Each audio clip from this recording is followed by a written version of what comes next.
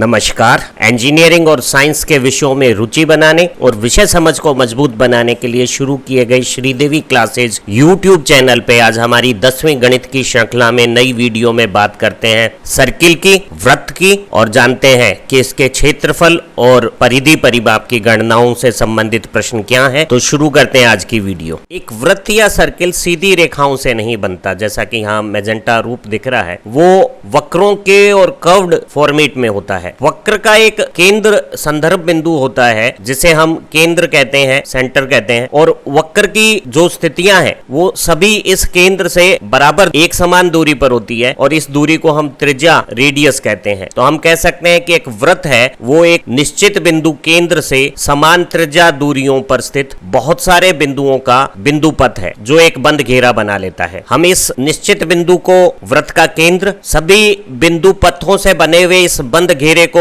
वृत्त की परिधि और केंद्र से परिधि के बिंदुओं की ये जो एक समान दूरी होती है उसे त्रिज्या कहते हैं। वृत्त की त्रिज्या का 2 गुना वृत्त का व्यास डायामीटर है जिसे d से डिनोट कर रहे हैं, और r अगर त्रिज्या है तो d 2r है। एक वृत्त की परिधि और व्यास में संबंध है और इसके अनुपात को एक अपरिमेय संख्या पाई कहते हैं। पाई वृत्त की परिधि और व्यास का जो अनुपात है, इसके यथार्थ मान को हम 2 परिमेय संख्याओं के अनुपात के रूप में व्यक्त नहीं कर सकते। भारतीय गणितज्ञ आर्यभट्ट ने इसका मान लगभग इस 62,832 में 20,000 का भाग के करीब माना, और हम इसे दशमलव के कुछ अंकों तक यूं लिख सकते हैं 3.1416। अपरिमेय संख्याओं का जो दशमलव प्रसार होता है वो अंतहीन और बिना किसी दोहरान के होता है। हम व्यवहारिक कार्यों के लिए पाई के इस मान को संक्षिप्त में 22/7 या दशमलव पद्धति में 3.14 ले लेते हैं। समतल में स्थित किसी भी बंद आकृति की बाह्य सीमा के अनुदिश परिसीमा पर चली गई दूरी को परिमाप कहते हैं। तो अगर हम एक वृत्त में ए बिंदु से चलकर P,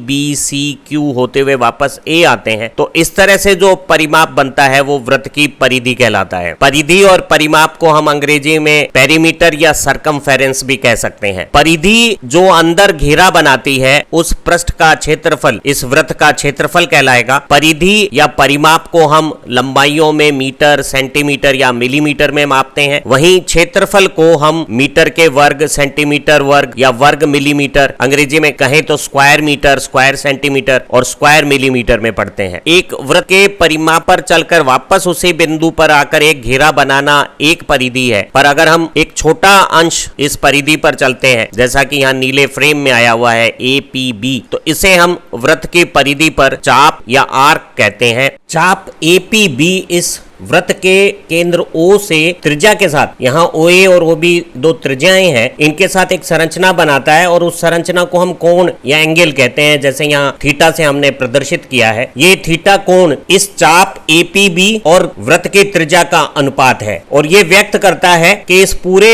वृत्त के भाग में से ये जो आच्छादित भाग जो इस थीटा कोण से बन रहा है वो कितना हिस्सा लेता है। कोण को हम वैज्ञानिक मानक रूप में रेडियन इकाई में पढ़ते हैं, लेकिन पुराने प्रचलन और सुविधा के लिए हम कोण को डिग्री सिस्टम में पढ़ना ज्यादा पसंद करते हैं। रेडियन और डिग्री में आपसी परिवर्तन को इस सुविधाजनक तरीके से याद कर सकते हैं। पाई रेडियन बराबर है 180 डिग्री। अगर हमारा वृत्त आधा हो तो आधे वृत्त का ये जो चाप है AQC वो यहाँ वृत्त के केंद्र O पर जो कोण बनाता है उसे हम पाई रेडियन कहते हैं, और पाई रेडियन 180 डिग्री के बराबर है। तो अगर मैं आधे वृत्त के कोण पाई को त्रिज्या से गुणा कर देता हूं तो पाई आर आधे वृत्त की चाप आ जाएगी। पूरे वृत्त की परिधि से जो कोण बनेगा वो 2 पाई रेडियन या 180 का 2 गुना 360 डिग्री हो जाएगा। और ऐसी स्थिति में जब आधे वृत्त की चाप पाई आर है तो पूरे वृत्त की परिधि आर को 2 बार जोड़ने पर पाई से गुणा करने पर 2 पाई आर आ गई। और पूरे वृत्त का क्षेत्रफल, परिधि में हमने आर को 2 बार जोड़ा है, क्षेत्रफल में आप पूरे वृत्त का क्षेत्रफल निकालते हुए आर को 2 बार गुणा कर दें तो बड़े सरल से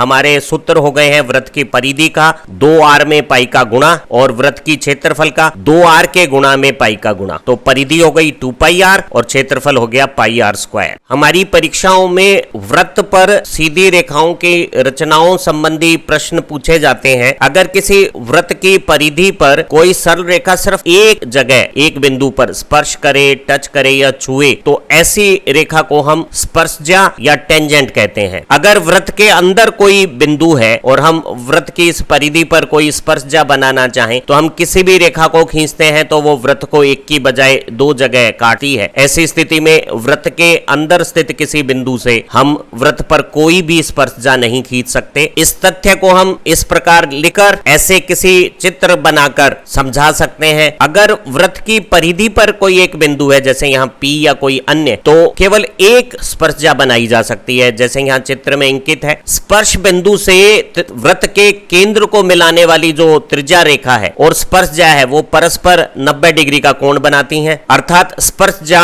वृत्त की त्रिज्या के सदैव लंबवत होगी। इस कथन को हम इस प्रकार लिखकर और ऐसे चित्र से समझा सकते हैं। अगर हमें वृत्त के बाहर स्थित किसी बिंदु से वृत्त पे स्पर्शज्या के बारे में पूछा जाए तो ये कोई बाह्य बिंदु P से आप इस वृत्त पे चित्रानुसार दो स्पर्शज्या खींच सकते हैं जैसे कि यहाँ अंकित है और इस चित्र से स्पष्ट है। हमारी परीक्षा में वृत्त की त्रिज्या, परिधि, क्षेत्रफल और कोण से संबंधित बड़े सरल प्रश्न पूछे जाते हैं। जैसे एक प्रश्न में एक लाल वृत्त दिया हुआ है 18 सेंटीमीटर त्रिज्या का, ये शान वृत्त की त्रिज्या 10 सेंटीमीटर है। अगर बड़े वृत्त की परिधि इन दोनों छोटे वृत्तों की परिधियों के योग के बराबर है तो हमें बड़े वृत्त की त्रिज्या ज्ञात करनी है। मान लेते हैं कि बड़े वृत्त की त्रिज्या r सेंटीमीटर है तो बड़े वृत्त की परिधि हो जाएगी 2πr सेंटीमीटर। अभी छोटे वृत्त में जिसकी त्रिज्या 10 सेंटीमीटर है परिधि हो जाएगी, त्रिज्या को 2 गुना करके पाई से गुणा करना, 2πr, r का मान 10 लिख दिया। इसी तरह से बड़े वृत्त जिसकी त्रिज्या 18 सेंटीमीटर है उसकी परिधि हो गई 2π × 18 सेंटीमीटर और दोनों को जोड़ा तो ये हो गई 2π × 28। यहाँ पाई की जगह 22/7 या 3.14 लिखने की जरूरत नहीं है क्योंकि हमें बड़े वृत्त की त्रिज्या निकालनी है और हमें पता है कि जो दोनों छोटे वृत्त 10 सेंटीमीटर त्रिज्या और 18 सेंटीमीटर त्रिज्या को जोड़कर जो बड़ा वृत्त बना है उसकी त्रिज्या r है। तो बड़े वृत्त की परिधि दो छोटे वृत्तों की परिधि के जोड़ के बराबर है और हल करने पर बड़े वृत्त की त्रिज्या है वो दोनों छोटे वृत्त की त्रिज्याएं का जोड़ हो गई है। और बड़ी सरल सी बात है कि परिधि और त्रिज्या समानुपाती है, इसलिए जब 8 सेंटीमीटर और 10 सेंटीमीटर त्रिज्या के वृत्त को जोड़ा गया तो दोनों की जोड़ के बराबर 18 सेंटीमीटर त्रिज्या का एक बड़ा वृत्त बन गया है। हमें एक वृत्ताकार पार्क दिया हुआ है जैसे कि यहाँ मैजेंटा सर्किल में आपको दिख रहा है। इस वृत्त की त्रिज्या OA 16 मीटर है। इस पार्क में परिसीमा पर अंदर की ओर हमें जैसा ग्रीन हाईलाइट में दिख रहा है 2 मीटर चौड़ा एक वृत्ताकार पथ ईंटों का बनाना है। हमें इस पूरे पथ में ईंट बिछाने में कुल व्यय कितना होगा ये ज्ञात करना है, जबकि ईंट बिछाने में 24 रुपए प्रति वर्ग मीटर की लागत आती है। इस गणना को करने के लिए हम पाई का मान 3.14 ले सकते हैं। तो OA हमारे पार्क की त्रिज्या है। इस हरे शेडेड भाग की जो चौड़ाई है वो 2 मीटर दी हुई है। तो जो शेष बचा हुआ भाग है पथ रहित पार्क उसकी त्रिज्या OB हम 16 में 2 घटाकर 14 मीटर पा सकते हैं। अब अगर हम इस मैजेंटा सर्किल जो कि हमारा मूल पार्क था उसका क्षेत्रफल देखें तो वो पाई में 2 बार r का गुणा करके πr² और r का मान 16 रख के आ गया है। और ये जो पथ रहित जो पार्क बच जाएगा उसकी त्रिज्या 14 मीटर है तो उसका क्षेत्रफल हो गया पाई में 2r का गुणा πr², r का मान 14 लेके 14 का स्क्वायर। अभी हम एक सरल काम कर सकते हैं कि a² - b² का फार्मूला ले लें पाई को कॉमन लेने के बाद। तो a और b का जोड़ और a और b का घटाव रूप आ गया। 16 और 14 का जोड़ 30 है, अंतर 2 है। हल करने पे ये 188.4 मीटर स्क्वायर हमारा ग्रीन हाईलाइट वाला पार्क के चारों तरफ 2 मीटर चौड़ाई का पथ बनाने का क्षेत्रफल हो गया है। अगर 24 रुपए प्रति मीटर वर्ग दर से ईंट बिछानी है तो 188.4 मीटर स्क्वायर क्षेत्रफल में 24 रुपए की दर से 4 4,521 रुपए और 60 पैसे हमारे खर्च हो जाएंगे। वृत्त की केंद्र से परिधि की ओर बनाई रेखा जो त्रिज्या है वो अगर परिधि पर दो अलग अलग बिंदु ए और बी पर अगर हम बनाएं तो इन दोनों नीले तीर के बीच में ये जो क्षेत्र आया है ओ ए पी बी, इसे हम त्रिज्य खंड कहते हैं। इस आर त्रिज्या के त्रिज्य खंड में जो केंद्रीय कोण बना है वो ये कोण AOB है जिसे हम थीटा कह रहे हैं। यहाँ दो त्रिज्य खंड बनते हैं, एक लघु छोटा जहां थीटा का मान 180 डिग्री या पाई रेडियन से कम है, और एक दीर्घ जो त्रिज्य खंड है AQBOA जिसका कोण यहाँ 180 डिग्री से ज्यादा बड़ा बना हुआ है। सामान्यतः अगर हमें दीर्घ त्रिज्य खंड से संदर्भ लेना है तो दीर्घ शब्द का प्रयोग किया जाएगा। अगर केवल त्रिज्य खंड शब्द का इस्तेमाल किया जाता है तो इसका मतलब है ये छोटे कोण के साथ बना हुआ AOBPA त्रिज्य खंड। अगर हम इस लाल परिमाप के अनुसार इस त्रिज्य खंड के चारों तरफ चलें, इस त्रिज्य खंड में त्रिज्य खंड का परिमाप निकालने के लिए हमें त्रिज्या R तो ज्ञात है, हमें इस चाप APB की लंबाई क्या होगी ये ज्ञात करना है। तो हमें जानकारी है R त्रिज्या के एक वृत्त में पूरी जो परिधि 360 डिग्री कोण बनाती है उसकी जो लंबाई है वो R को 2 गुना करके पाई से गुणा 2 पाई R है। अगर मैं इसे प्रति डिग्री कोण के साथ बनाऊं तो ये 2 पाई R में मैंने 360 डिग्री का भाग दे दिया है, और मेरे चाप ने यहाँ कोण थीटा बनाया है तो थीटा कोण के चाप की जो लंबाई L है वो इस एकांक लंबाई की परिधि में थीटा का गुणा करने पे आ जाएगी। क्योंकि हमारा चाप और थीटा समानुपाती है तो ये हमारा सूत्र हो गया है कोण थीटा के लिए R त्रिज्या के वृत्त पे बने हुए चाप का। और अगर दोनों त्रिज्याओं R को जोड़ दें और ये चाप की लंबाई भी जोड़ दें तो ये हमारे त्रिज्या खंड की परिमाप लंबाई आ गई। अब बात करते हैं इसी त्रिज्य खंड के क्षेत्रफल की। ये जो AOBPA भाग में हमने हरी रेखाओं से अंशांकन या शेडिंग की है, इस क्षेत्रफल को ज्ञात करना है। इस क्षेत्रफल को हम त्रिज्य खंड का क्षेत्रफल कहेंगे। हमें जानकारी है कि एक वृत्त की पूरी परिधि यहाँ जो केंद्र पे कोण बनाती है वो 360 डिग्री है। 360 डिग्री का जो वृत्तीय कोण है वो कुल आंतरिक क्षेत्रफल R को 2 बार गुणा करके पाई से गुणा करके पाई R स्क्वायर हो गया है। एकांक कोण के लिए अगर हम ये गणना करें तो एकांक कोण के द्वारा बनाया गया वृत्तीय क्षेत्रफल हो गया है पाई R स्क्वायर अपॉन 360 डिग्री। और हमारा अगर त्रिज्य खंड का कोण थीटा है तो थीटा कोण के त्रिज्य खंड OAPBO ने जो क्षेत्रफल बनाया है वो हो गया है पाई R स्क्वायर बटा 360 डिग्री गुणा थीटा। अगर हमें यही त्रिज्य खंड की गणना इस बड़े दीर्घ त्रिज्य खंड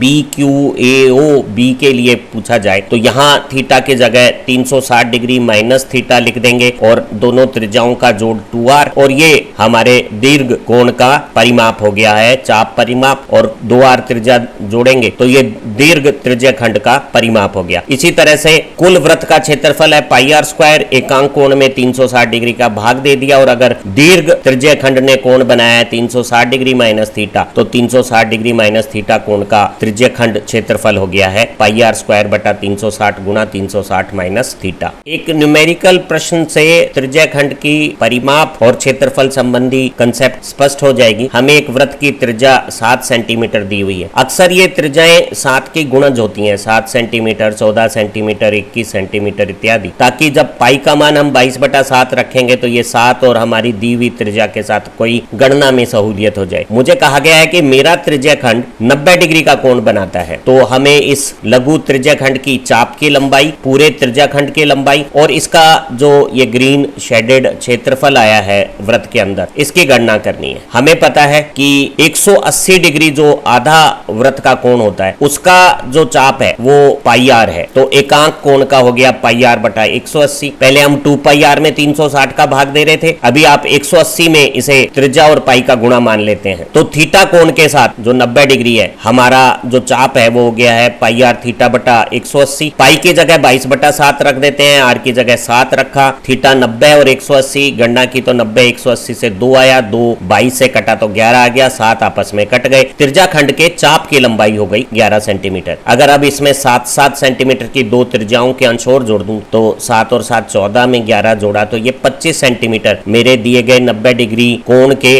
और 7 सेंटीमीटर त्रिज्या वाले त्रिज्या खंड की लंबाई हो गई है 25 सेंटीमीटर। अगर अभी हमें इसी का क्षेत्रफल पूछे तो हमें पता है कि पूरा वृत्त 360 डिग्री कोण बनाता है और पूरे वृत्त का क्षेत्रफल पाई आर स्क्वायर है। तो एकांक कोण का क्षेत्रफल हो गया पाई आर स्क्वायर में 360 का भाग, मेरा कोण है 90 डिग्री, तो थीटा का मान जब मैंने 90 रखा और गणना की तो 90 360 से कटा तो 4 आ गया, 4 11, 4 में 2 से 22 तो 11 हो गया, नीचे 2 रह गया, एक 7 से 7 भी कट गया तो एक 7 बच गया। तो मेरा जो क्षेत्रफल है वो हो गया 77/2 या 38.5 सेंटीमीटर स्क्वायर। हमें इस थीटा का मान 90 के बजाय कोई और दिया होता तो भी हम इसी प्रकार की गणनाएं बहुत सहजता से इसी अनुरूप कर सकते थे। तो हमें दो बातें ध्यान रखनी है, एक पूरे वृत्त की परिधि 2 पाई आर है, कोण 360 डिग्री है और पूरे वृत्त की जो क्षेत्रफल है वो पाई आर स्क्वायर है, और बस मान रखने हैं। और अक्सर जब त्रिज्या 7 की गुणज होती है तो ये जो पाई में 22/7 का 7 है वो गणना को सरल बना देता है। हमारी परीक्षाओं में कुछ ऐसे प्रश्न भी आते हैं जो दिखने में जटिल होते हैं पर करने में बेहद सरल होते हैं। जैसे यही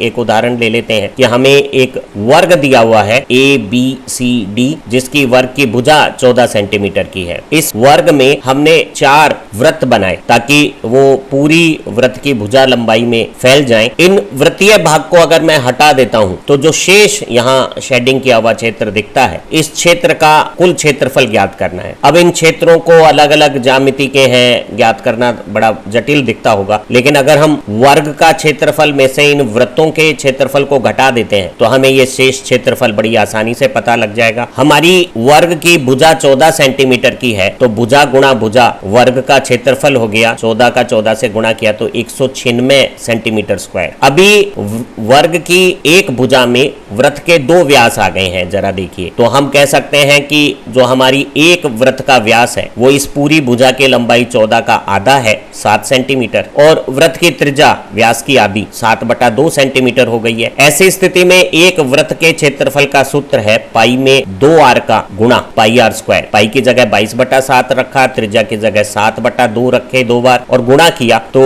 ये गणना सरल करने पर 77/2 सेंटीमीटर स्क्वायर आ गई है। मेरे पूरे इस क्षेत्र में 4 सर्किल है, 4 वृत्तों का कुल क्षेत्रफल हो गया 77/2 का 4 गुना, और हल करने पे 2 से 4 का सरलीकरण ऊपर 2 77 से गुणा हुआ तो 154 सेंटीमीटर। अभी मेरे वर्ग का क्षेत्रफल है 196 सेंटीमीटर और चारों वृत्त का कुल क्षेत्रफल है 154, तो जो बचा हुआ अंतर है 42 सेंटीमीटर स्क्वायर, वो ये सारी शेडिंग हिस्से हैं। आप देखिएगा ये 4 किनारे पे छोटे हिस्से आ गए, ये 4 सिमेट्रिकल 2 सर्किल के बीच में बने हुए ये हिस्से हो गए और एक ये बीच का हिस्सा हो गया। इन सब का कुल क्षेत्रफल 42 सेंटीमीटर स्क्वायर आ गया। दिखने में बड़ी जटिल दिख रही थी समस्या, लेकिन हल करने पर सरल हो गई। मुझे लगता है ये हमारे पूरे पाठ्यक्रम का सबसे सरल भाग है। सिर्फ 2 सूत्र हैं, एक परिधि का 2 पाई आर, पाई में 2r का जोड़ का गुणा, और एक क्षेत्रफल पाई आर स्क्वायर, पाई में 2r के गुणा का गुणा। मुझे लगता है बहुत आसानी से इन्हें याद किया जा सकता है और कुछ न्यूमेरिकल अगर आप अभ्यास करेंगे तो